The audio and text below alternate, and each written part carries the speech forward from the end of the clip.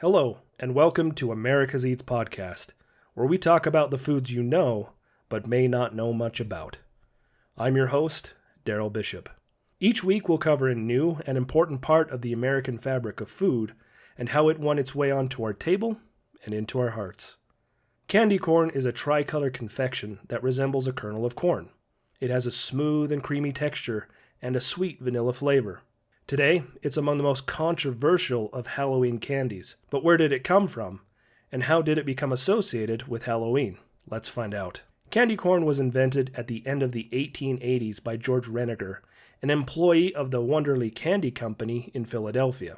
At the time, many Americans still had connections to agriculture, and so confectionaries created candy shaped like vegetables and nuts to appeal to the kids of that era. Something that hasn't changed in the industry since then. Does anyone else remember having Ouch bubblegum in the early 90s? Reniger developed a way to combine 3 different layers of candy cream, white, orange, and yellow, in a shape that resembled a kernel of corn, but with a sweet flavor and creamy texture.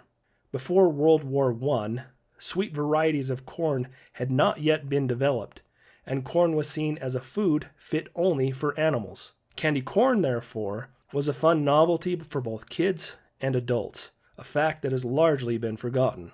The Wonderly Company was the first to market this new tricolored candy, which they dubbed chicken corn. But it took a decade and another candy company to make Reniger's corn a national success.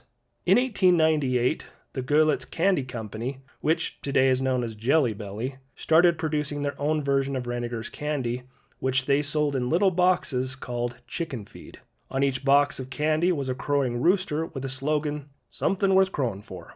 During the first part of the 20th century, candy corn was available year-round and was commonly found in the penny candy jars next to the peppermint puffs and the Tootsie Rolls.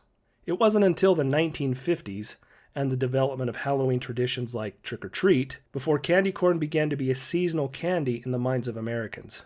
It was during this time that candy companies marketed candy corn heavily during the month of October, pushing its fall color pattern and festive appeal. Today, candy corn is among the most popular candies of Halloween, with 35 million pounds sold each year. It even has its own national day, which, unsurprisingly, is the day before Halloween. But not everyone loves candy corn. Some find it too sweet or too artificial. Some even consider it the worst candy ever. In fact, candy corn has been ranked as the most hated Halloween candy in some surveys. But whether you love it or hate it, you have to admit that candy corn is a unique and interesting candy.